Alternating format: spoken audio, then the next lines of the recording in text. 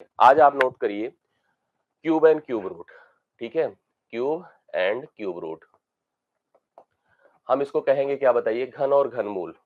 घन और घनमूल।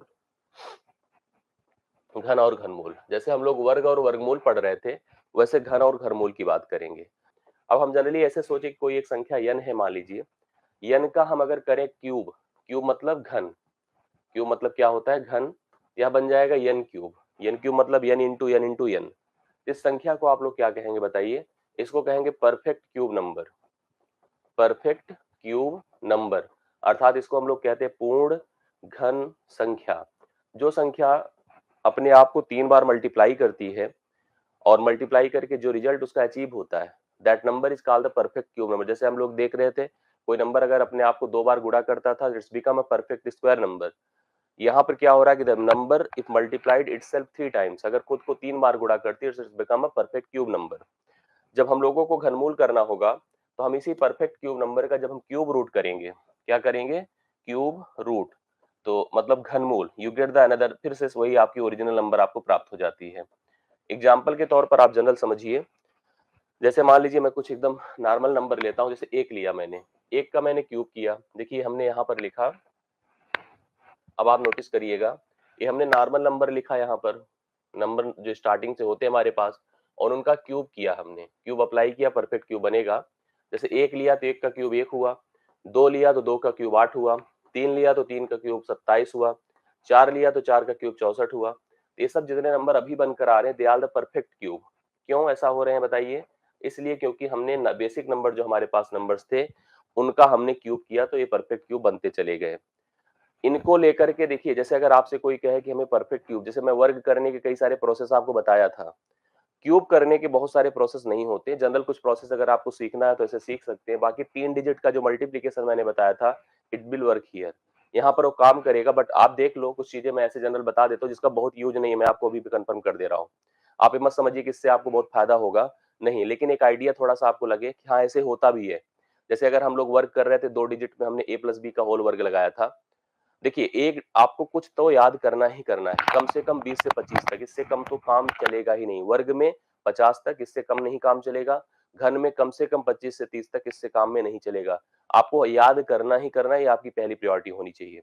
हम सिंगल डिजिट की बात अगर करें तो 0 का क्यूब आपको पता है 0 होता है, 1 का क्यूब आपको पता है 1 होता है, 2 का क्यूब आपको पता है 8 होता है, 3 का क्यूब 3 का क्यूब 27 होता है, ठीक है, 4 का क्यूब 64 होता है, 5 का क्यूब 125 होता है, 6 का क्यूब 216 होता है, 7 का क्यूब 343 होता है, 7 का क्यूब क्या होता है, 343 होता है, 8 का क्यूब 512 होता है, और 9 का क्यूब 729 होता है। मतलब किसी को अगर कुछ भी नहीं आता है तो इतना तो किसी भी हालत में करना ही करना है, इतना तो किसी भी हालत में आपको तैयार रहना चाहिए, ये आपके जहन में हमेशा रहना चाहिए, माइंडसेट में। अब इसके बाद देखिए, जैसे 2 डिजिट के नंबर्स आते हैं तो हम लोग कंफ्यूज होते हैं। 2 डिजिट के नंबर्स को लेकर के हमेशा मल्टीप्लिकेशन की बात आती है तो हमेशा हमें प्रॉब्लम आती है। हम लोग सोचते हैं कि हम किसका कैसे प्रोडक्ट, इसको कैसे हम अप्लाइड कर पाएंगे। जैसे हमने 2 डिजिट के लिए वर्ग करते समय स्क्वायर रूट का एक प्रोसेस बताया था, यहाँ भी मैं बताऊंगा, बट ये आप सोचो कि बहुत काम करेगा, बहुत हेल्प करेगा, तो नहीं करेगा। लेकिन आप एक फार्मूला पढ़े हैं, अगर आपको याद होगा तो मुझे बताइए, a प्लस बी का होल क्यूब, सबको पता है, ए क्यूब, ठीक है, A cube plus B cube plus 3ab, A plus B आपने पढ़ा होगा। मैं इसको लिखने का तरीका थोड़ा ऐसे बताता हूँ, A cube thrice A B, thrice, पहले ऐसे लिख देता हूँ फिर पैटर्न इसको मैं बना के दिखाता हूँ आप लोगों को। ए cube plus 3ab, A plus B, यही सही तरीका होता है लिखने का। अब इसको जैसे अगर आप ऐसे थोड़ा सा बना ले सिस्टमेटिक, इसको लिख सकता हूं मैं ए क्यूब थ्राइस ए वर्ग बी, थ्राइस ए बी वर्ग, thrice plus B cube. Plus B cube लिखना नहीं, मतलब की और बी क्यूब की बात करो। हम इसके बिहाफ पर हम किसी भी संख्या का घन याद कर सकते हैं जो 2 डिजिट की, जब तक आपके अंदर कॉन्फिडेंस रहेगा मल्टीप्लीकेशन परफॉर्म करने का, तब तक आप कर सकते हैं, ठीक है। और अब आप देखो, जैसे मान लो आपको पता है 11 का घन क्या होता है, 1331 होता है, 12 का क्या होता है, 1728 होता है, ये सब जनरली पता है आप लोगों को। तो जो पता है उसी को लेके पहले चलिए, नहीं तो जो मोबाइल से हम लोग कैलकुलेट करके भी देख लेंगे पहचान करने के लिए। हम 11 11 का घन जानते हैं 1331 होता है। थोड़ा इस पर लगाइए, हमने लिखा 11, 11 को हम दो भागों में बांट दें, 11 को दो भागों में बांट दें, और मैंने इसको ए बोला, इसको बी बोला, होल क्यूब की बात कर रहे हैं। आइए इस रूल पर चलते हैं। लिखा है ए क्यूब, ए क्यूब मतलब एक का क्यूब, थ्राइस ए वर्ग, ए वर्ग मतलब एक ही होगा, और बी वर्ग मतलब बी होगा। थ्राइस ए बी वर्ग, ए इंटू एक का वर्ग, और बी का क्यूब मतलब एक का क्यूब। ये हो गया एक, तीन, तीन और एक। जैसे लिखा जाता था वहां पे सिंगल डिजिट लास्ट से, वैसे लिखिए, एक, तीन, तीन, एक, ये हो जाएगा घन। देखिए, ठीक है, इस तरह से पैटर्न बनता है। बट आप सोचो कि ये बहुत उपयोगी नहीं भैया, हम आपको कभी प्रेफर नहीं करेंगे इस पर बहुत माथा पच्ची करिए। बस आराम से अगर सीखना हो तो जनरली सीख लीजिए, बाकी कोई बहुत इंपॉर्टेंट नहीं है। 12 का क्यूब देखिए आप लोग, 12 का क्यूब जनरली समझिए, इसको भी अगर ए और बी के फॉर्म में लेके चलिए तो क्या होगा, एक का क्यूब, तीन गुणे एक का वर्ग, एक का वर्ग एक ही होता है, और बी मतलब दो, बी मतलब दो, ये देखिए, और देखिए तीन गुणे एक गुणे बी का वर्ग, बी का वर्ग मतलब दो का वर्ग, और दो का क्यूब। तो यहाँ पर एक हुआ, यहाँ पर तीन दूना छह हुआ, ठीक है, यहाँ तीन दूना छह हुआ, दो दूना चार, तिया 12 हुआ, और 8 हुआ। देखो लिखा कैसे जाता था, आपने पढ़ा है।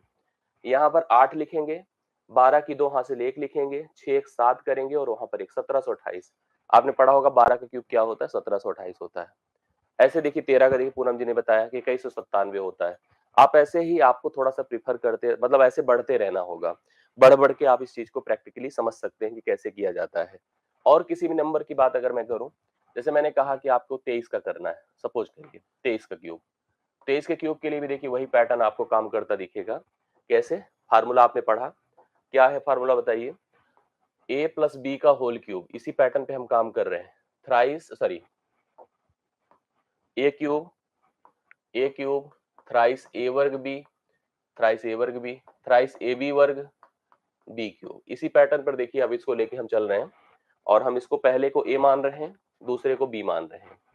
और आप नोटिस करो तो क्या लिखा जाएगा, ए क्यूब मतलब दो का क्यूब, तीन गुणे ए, ए मतलब ए वर्ग बी ना, दो का वर्ग गुणे तीन। अगला देखिए, तीन गुणे दो गुणे तीन का वर्ग, तीन का वर्ग तीन का वर्ग, बी का क्यूब मतलब तीन का क्यूब। ये हो जाएगा 8, चार तिया 12 तिया 36, दो तिया तीन दूना 6, 6 नवा 54, और 27। ठीक है, लिखना शुरू करिए, 27 के साथ हासिल दो, 54 दो 56 की 6 हासिल 5, 36 5 41 की एक हासिल 4, 8 4 12, 12 167 ना। इस तरह से हम किसी का भी घन तो कर सकते हैं। बट जैसे देखो एक चीज आपको नोटिस हो रहा होगा, अभी सोचो कितना छोटा नंबर है 23, दो डिजिट का। अब इसी को जब हम क्यूब कर रहे हैं तो हमारे पास 5 डिजिट का नंबर मिल रहा है। धीरे धीरे नंबर हमारे दो ही डिजिट के रहेंगे, और थोड़ा सा भी एडवांस होंगे, डिजिट इतने ज्यादा बढ़ते चले जाएंगे कि आपकी परीक्षा की रेंज से बाहर हो जाएंगे। मतलब बहुत बड़े नंबर, ऐसे भी नहीं कि आपसे 15 डिजिट का कोई घन पूछ लेगा, ऐसा कुछ नहीं होता है। ऐसे ही होते हैं जो 7-8 डिजिट पे रेंज में रह जाते हैं, इससे ऊपर नहीं जाता है। अब आप जनरली सोचो, मान लीजिए मुझे आपका कहा जाए कि 52 का करो, 52 का क्यूब, तो आप इसको कैसे सोचेंगे, ए भी ए मानिए, ए भी बी मानिए, ठीक है। तो अब आप देखिए क्या होगा, 5 का क्यूब होगा, तीन गुणे क्या होगा, 5 का वर्ग गुणे दो, तीन गुणे 5 का वर्ग गुणे दो, तीन गुणे 5 गुणे दो का वर्ग। जो सीक्वेंस लिखा है यही सीक्वेंस काम भी करेगा। ये मत सोचिए कि हम इसको पहले कर दे उसको पहले बाद में कर दे, तो जैसे ही करोगे तुरंत गलत हो जाएगा। जो सीक्वेंस दिया है this sequence will work here. Last में दो का क्यूब, अब देखिए 5 का क्यूब तो 125 होता ही होता है, और इधर देखो क्या होगा, 25 या 75 दूना 150, 150 हो गया, 5 या 15 चौके 60 ना, और 8 हुआ। अब देखो लिखने का तरीका समझिए आप लोग, 8 का 8 ही लिखेंगे, 60 में शून्य हासिल 6 हुआ, 156 की 6 हासिल 15 हुआ, और 15 जोड़ेंगे 140 होगा। देखिए 6 डिजिट का नंबर हो गया, 140 600।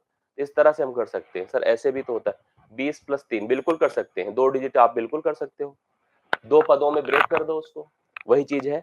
लेकिन अब ये सिंह आप ये सोचो कि 20 का घन करना उचित रहेगा, 20 का घन करना उचित रहेगा कि दो का करना उचित रहेगा।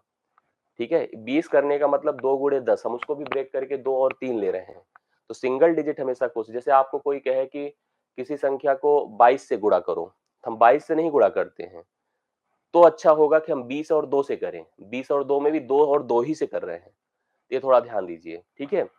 तो ये सब चीजें होती, जब जब कोशिश हमेशा ये करो कि आप सिंगल डिजिट मल्टीप्लीकेशन की फोकस करो, इससे ज्यादा आपको कॉन्फिडेंस आएगा।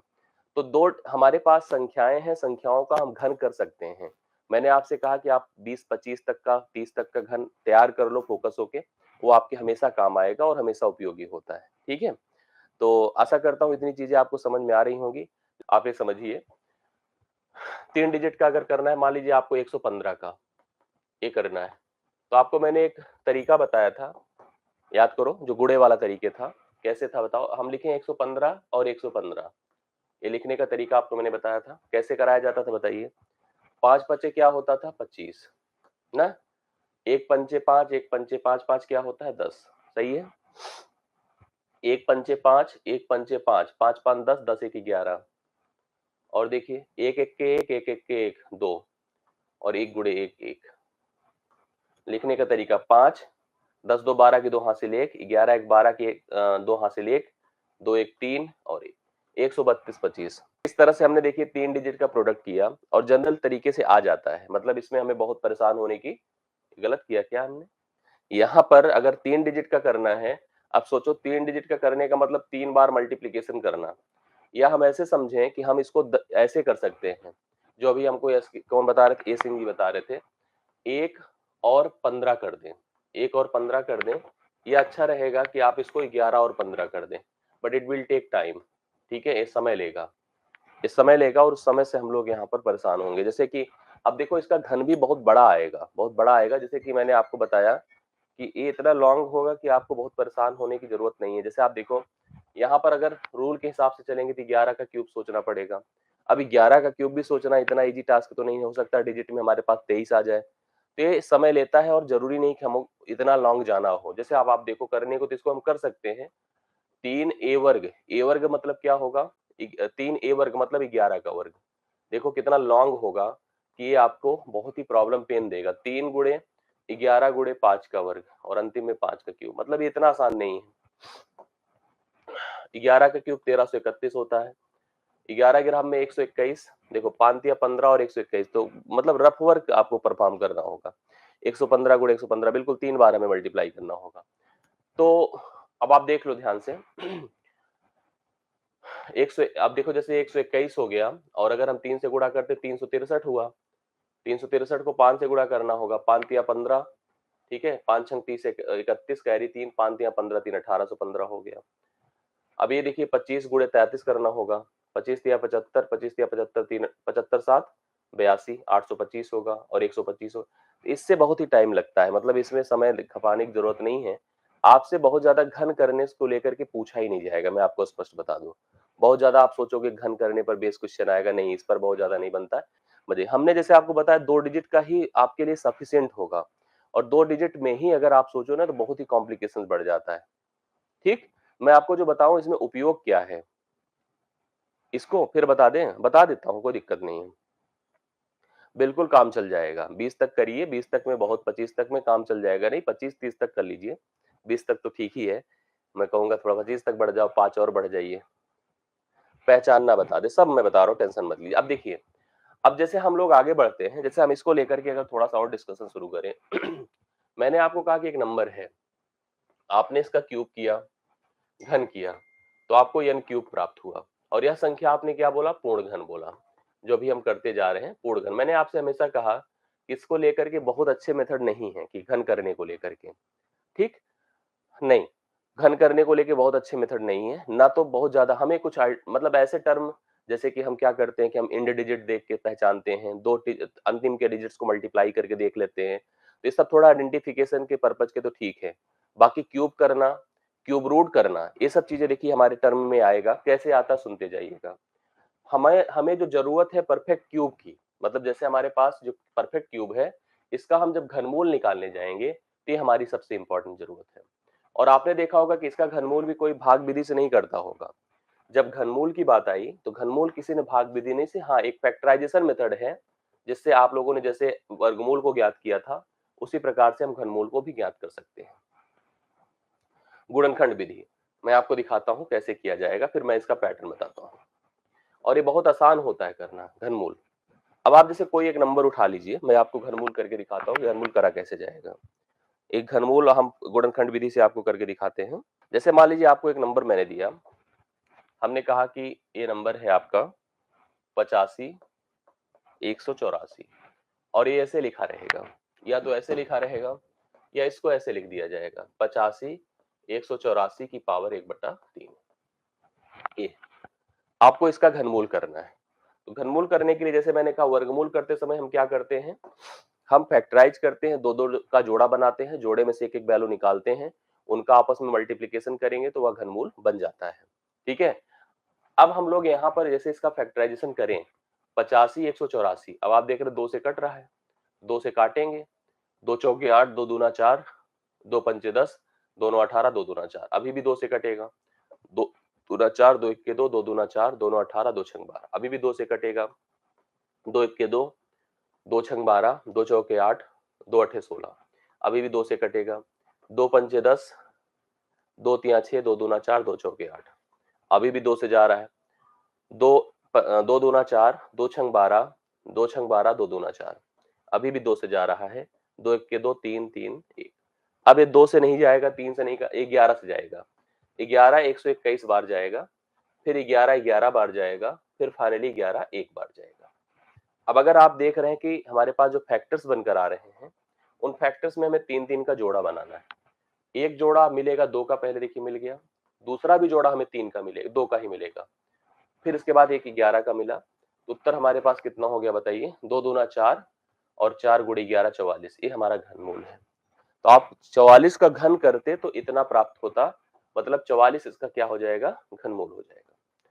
तो हम फैक्टराइजेशन से भी देखिए बहुत छोटा नंबर है, अगर आप देख रहे हो कि इतना ज्यादा भी नहीं, 4-5 डिजिट का नंबर है, और इसको लेकर के हम टेंशन में इतना ज्यादा वर्किंग हम स्ट्रक्चर करते हैं, तब जाकर आता है।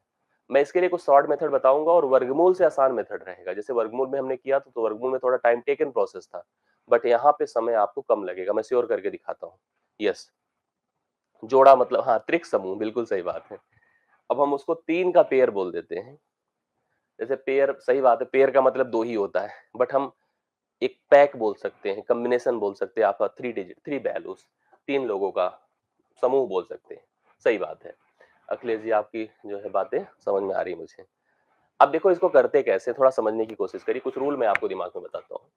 रूल में आप ये देखिए कि जैसे हमने लिखा कि 0 का क्यूब, जैसे हम वहां पे क्या करते थे, इंड डिजिट से पहचान करते थे, इन डिजिट से पहचान करते थे कि अंतिम में क्या है, उसी हिसाब से निर्धारित करते थे। 0 का क्यूब 0 होता है, 1 का क्यूब 1 होता है, 2 का क्यूब 8 होता है, 3 का क्यूब 27 होता है, 4 का क्यूब 64 होता है, 5 का क्यूब 125 होता है, 6 का क्यूब 216 होता है, 7 का क्यूब 343 होता है, 8 का क्यूब 512 होता है, और फाइनली 9 का क्यूब 729 होता है। इतना है हमारे पास। अब हमने एक चीज नोटिस किया कि हमारे पास देखो, जैसे अगर सोचा जाए कि जो स्टार्टिंग में नंबर थी जिनके ऊपर क्यूब लगा था, वो हमारे नॉर्मल नंबर थे, उनका घन किया तो हमें जाकर के पूर्ण घन संख्या प्राप्त हुई। जो पूर्ण घन संख्या है वो जो बनी है, उसके एंड में क्या आया है, क्योंकि हमें जो घनमूल ज्ञात करना है, फॉर अ परफेक्ट क्यूब ज्ञात करना है, for a non perfect cube हमें नहीं करना है, फॉर हमें परफेक्ट क्यूब करना है, मतलब पूर्ण घन के लिए करना है। तो पूर्ण घन संख्या के अंत में क्या क्या आ रहा है, ध्यान से देखिएगा। पूर्ण घन संख्या है तो उसके अंत में कुछ भी आ सकता है। जैसे वर्गमूल, जब पूर्ण वर्ग बनता था उसके अंत में क्या आता था, 0 1 4 5 6 9 ही आता था, बट पूर्ण घन संख्या के अंत में कुछ भी आ सकता है। पूर्ण घन संख्या के अंत में 0 आ सकता है, 1 आ सकता है, 2 आ सकता है, 3 आ सकता है, 4 आ सकता है, 5 आ सकता है, 6 आ सकता है, 7 आ सकता है, कुछ भी आ सकता है, 7 आ सकता है, 8 आ सकता है, और 9 आ सकता है, मतलब कोई भी आ सकता है।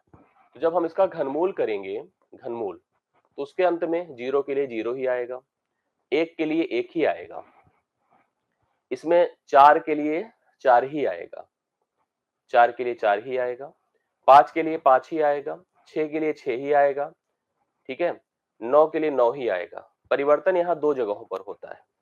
जब आप 2 का क्यूब देखिए, जैसे 1 का क्यूब आप कर रहे थे तो अंत में 1 आ रहा था, 2 के क्यूब पर 8 आ रहा था, 3 के क्यूब पर 7 आ रहा था, मतलब देखो 0 पर 0 आ रहा था, 1 पर 1 आ रहा था, 4 पर 4, 5 पर 5, 6 पर 6, 9 पर 9। प्रॉब्लम कहाँ है देखो, 2 का जब हमने घन किया था तो अंत में 8 आया था।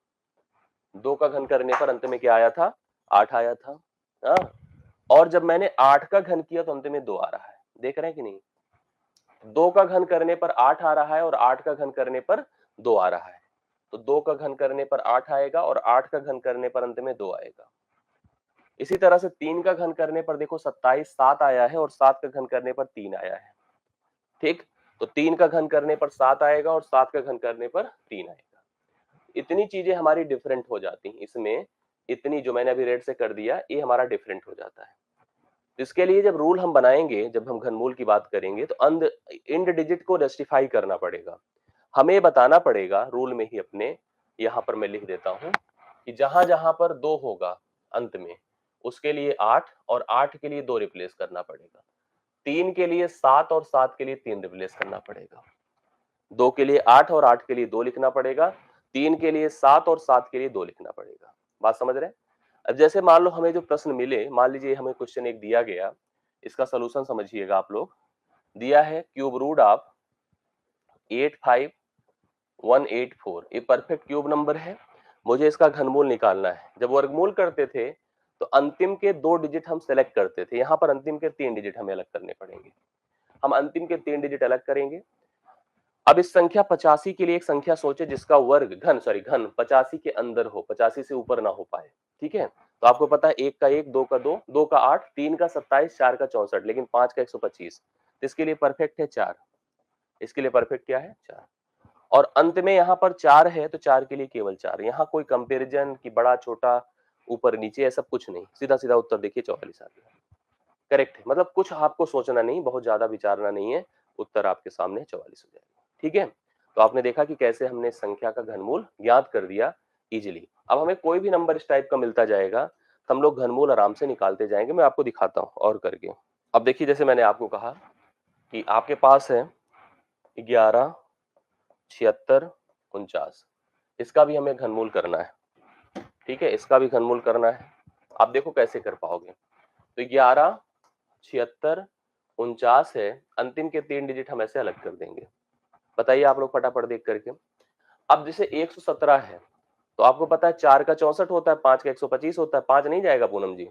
5 क्यों जाएगा बताइए? 5 तो 125 होता है। आपको यहाँ 4 ही लेना पड़ेगा। इसके लिए क्या लेना पड़ेगा? 4। 4 लिया। क्यूब मतलब अगर 9 तक भी याद है ना तो काम चलेगा यसीन, क्योंकि 9 का मतलब 729 और 729 का मतलब इधर 3 डिजिट और इधर 3 डिजिट, मतलब 6 डिजिट। 6 डिजिट बहुत होता है। ठीक है? यहाँ पर 9 के लिए एज इट इज 9 उतार दीजिए। ठीक? तो उत्तर आपके पास 49 हो गया। देखिए कितना बर्बल आप बता सकते हैं इसका उत्तर। और सोचिए, और सोचिए, मैं और आपको बताता हूँ। जैसे देखिए 195, 195 है और 112 है। ये है हमारा घन। हाँ, ठीक है? और यहाँ पर भी आप घनमूल, सॉरी पूर्ण घन, इसका घनमूल करना है। उत्तर बताइए कितना आ रहा है? बताइए। देखिए यहाँ पर इसको ऐसे ब्रेक कर दो, ऐसे ब्रेक कर दिया।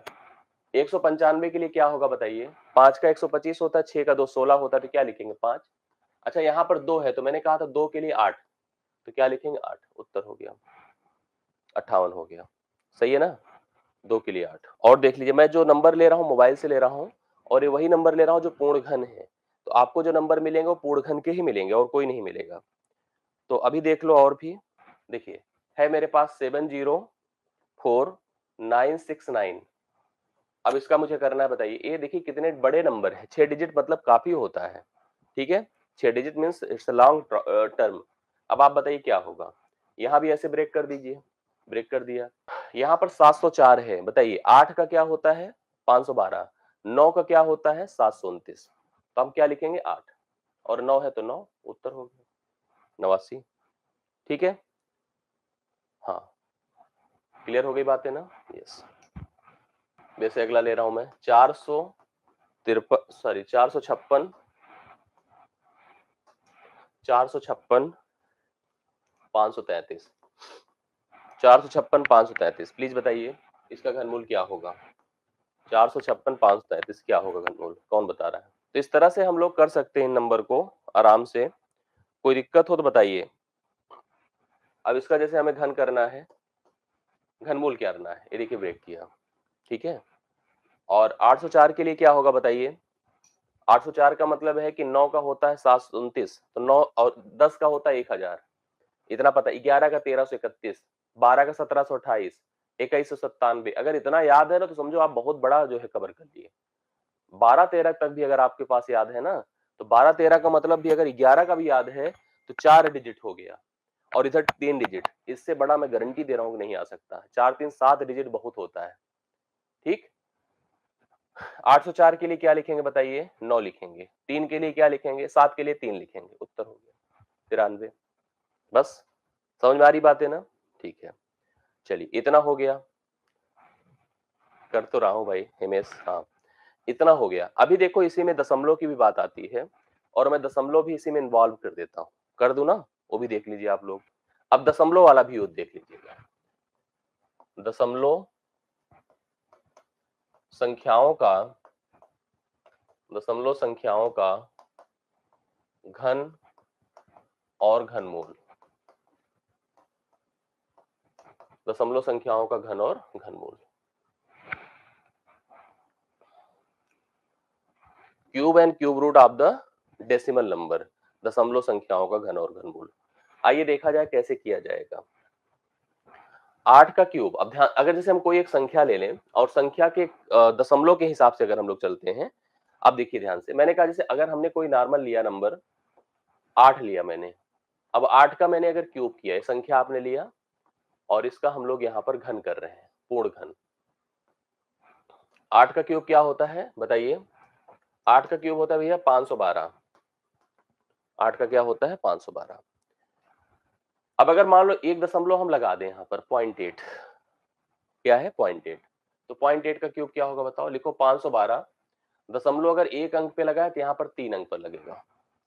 जैसे हम लोग वर्ग में रहते थे दशमलव 2 अंकों पर बढ़ता था, एक के लिए 2 चलता था, यहाँ पर एक के लिए 3 चलेगा। मान लो ये 0.08 होता तो क्या होता, 512 ही होता, बट दशमलव अब की बार कितने अंकों पर लगेगा पता है, 6 अंकों पर लगेगा। क्यों, क्योंकि यहाँ पर 2 अंक पर लगा है, तो 6 अंकों पर लगाने के लिए 3 जीरो और बढ़ा दीजिए। इसी तरह से अगर 0.008 है तो यहाँ पर भी 512 ही होगा, 3 अंक पर लगा है तो 9 अंकों पर लगाया जाएगा। ये देखिए यहां लगेगा। ऐसे अगर मान लो 0.0008 है तब भी 512 ही होगा, बट वहां 4 अंक पे लगा है तो 12 अंक पे लगाऊंगा। इसका अर्थ क्या हुआ कि पूर्णघन के दौरान दशमलव बनाने के लिए, मतलब दशमलव का अंक लगाने के लिए, दशमलव का अंक लगाने के लिए 3 से गुणा करते हैं, 3 से गुणा करते हैं, ठीक। जैसे हम एक अंक पे लगा है तो 3 अंक पे, 3 अंक पे लगा है तो 6 अंक पे, सॉरी 2 अंक पे लगा है तो 6 पर, 3 पर लगा है तो 9 पर, तो जितने पर लगा होता है उसको 3 से गुणा करके दशमलव का अंक फिक्स करते हैं, 3 के मल्टीपल में चलेगा। अब आपको एक कंफर्म है कि यह संख्या जो यहाँ पर लिखी गई है पूर्ण घन है। मुझे इस घन से, पूर्ण घन से अगर घनमूल ज्ञात करना हो, देखिए हम घनमूल कैसे ज्ञात कर पाएंगे, एकदम इसी तरह से। यहां पर क्या होगा कि आप खुद ही सोचो, 512 का घनमूल करना है तो क्या होगा 8 होगा, 512 का घनमूल क्या होगा 8 होगा। अब 0.512 का करना है तो क्या होगा बताइए, 0.512 का करना है तो ये भी 512 ही है, और दशमलव यहाँ पर 3 अंकों पर लगा है। जब भी कभी पूर्णघन या घनमूल की बात होगी और दशमलव का नंबर आप देखोगे तो आपको क्या करना पड़ेगा, आपको दशमलव का स्थान 3 के मल्टीपल में चेक करना होगा कि 3 के मल्टीपल में है कि नहीं है। जैसे इसमें 3 के मल्टीपल में है, 3 पर है, तो आप 512 का पहले 8 लिखो, अगर 3 स्थान पर लगा है तो 1 स्थान पर लगा दीजिए। इसी तरह से अगर ये 512 है तो 8 ही होगा, और यहाँ पर 6 स्थान पर लगा है तो 2 स्थान पर लगा दीजिए। अगर यह 512 है तो यहाँ पर भी 8 ही लिखो, और यहाँ पर अगर 9 स्थान पर है तो 3 स्थान पर लगा दीजिए। अगर यहाँ पर 512 तब भी 8 ही होगा, और 12 स्थान पर लगा, 3 3 6 3 9 3 12, तो 4 स्थानों पर लगा दीजिए। ये तरीका है। मतलब इसी तरह से ध्यान से दीजिएगा कि घनमूल के लिए ध्यान से देखिएगा, घनमूल के लिए दशमलव का अंक निर्धारित करने के लिए 3 से भाग देते हैं। 3 से क्या करते हैं? भाग देने से पहले भी चेक करते हैं क्या वह 3 स्थानों पर दशमलव लगा है कि नहीं लगा है। अगर 3 स्थान पर दशमलव नहीं लगा है तो हम कहेंगे, जैसे अब आपको मान लीजिए मैं एक क्वेश्चन दूं और आपसे पूछूं कि इसका घनमूल क्या होगा, जितने लोग बता सकते हैं प्लीज बताइएगा। मैं देता हूं आपको कि 51.2 और मैंने कहा कि इसका घनमूल बता दो क्या होगा। कौन कौन बता रहा है? 51.2 है मेरे पास, कौन कौन इसका घनमूल बता रहा है? हाँ, नहीं होगा, बिल्कुल नहीं होगा। क्यों? क्योंकि दशमलव का स्थान एक स्थान पर है। आपको दशमलव का स्थान 3 के मल्टीपल में रखना जो पड़ेगा। 3 के मल्टीपल में आपको ढूंढना पड़ेगा। 3 के मल्टीपल का मतलब 3 स्थान पर, 6 स्थान पर, 9 स्थान पर, 12 स्थान पर, 15 स्थान पर। अगर ऐसे होगा तभी आप घनमूल करिएगा, नहीं तो मत करिएगा, ठीक है? नहीं तो उस प्रक्रिया को आप गलत मानिएगा कि कभी कभी ऐसे दे करके आपसे पूछ लेगा कि इसका घनमूल निकल पा रहा है कि नहीं निकल पा रहा है। इसको आपको ध्यान देना है। अब जैसे कोई भी संख्या आप उठा लीजिए और घनमूल की बात करिए। जैसे एग्जांपल मैं आपको देता हूं, बाकी मैं आपको जो है इसकी सीट दूंगा तो आप लोगों को सारी बातें कंफर्म हो जाएंगी। देखिए क्वेश्चन आपके यहाँ देखिए कैसे आएगा। क्वेश्चन आया आपके यहाँ, हमसे कहा गया कि सबसे पहले आप मुझे बताओ कि क्यूब रूट ऑफ 13824 और यहाँ पर लगा है दशमलव 13.824, इसका मान बताइए क्या होगा। 13.824 इसका मान क्या होगा। अब आप कहोगे सर इसके मान में क्या दिक्कत है, 3 अंक स्थान पे दशमलव लगाया गया है तो आप पहले भूल करके नंबर उठा लीजिए 13,824, क्योंकि 3 पर लगाया गया इसलिए मैं प्रोसेसिंग कर रहा हूँ। नहीं लगा होता तो नहीं करता। 3 अंक को अलग कर लीजिए। 13 के लिए क्या प्रेफर करेंगे, किसको लेंगे? 54 क्यों होगा भाई? 54 क्यों होगा? 3 के लिए, 13 के लिए किसको प्रेफर करेंगे? 13 के लिए 2 को प्रेफर करेंगे। किसको? 2 को, क्योंकि 2 का घन जो होता है वो 8 होता है और 3 का 27 होता है। 4 के लिए 4 ही रहेगा, 24 आया। 3 अंक पर लगा है तो 1 अंक पे दशमलव लगा देंगे, उत्तर 2.4 हो जाएगा। 2.4 उत्तर क्या होगा? 2.4। बात समझ में आ रही है? अब आपके यहाँ जैसे ऐसे प्रश्न पूछा जाएगा, क्या पूछा जाएगा मैं आपको दिखाता हूँ। लिखा जाएगा, देखिए ध्यान से, कि 13 क्या था, 13,824, 13,824 का घनमूल बराबर 24। तो ज्ञात करिए। देखिए ऐसे प्रश्न पूछा जाएगा, 13.824 घनमूल प्लस 0.013824 घनमूल प्लस 0 पॉइंट, देखिए घनमूल 0.00001384, इसका मान बताओ क्या होगा। इसका मान अगर 24 है तो यहाँ वही सारे टर्म है, इसमें दशमलव 3 स्थान पर लगा है तो 2.4 होगा, इसमें 3 3 6 स्थान पर लगा है तो 0.24 होगा, और इसमें 3 3 6 3 9 स्थानों पर लगा है तो 0.024 होगा। सबको जोड़ दीजिए, 2.4, 0.24, 0.024, सही जोड़िए, 4 2 6 4 2 6 और 2.664, 2.664 कहाँ, उसको कहाँ, ये तो यूज ही नहीं कर रहे हम लोग। यूज कर रहे हैं क्या इसको? नहीं। 2.664 उसको यूज करते तब भी नहीं होता, 6.644 कैसे हो जाएगा बताइए आप लोग। हाँ सही करिए। इस तरह के प्रश्न पूछे जा सकते। मिलता हूं कल की क्लास में। थैंक यू सो मच, धन्यवाद।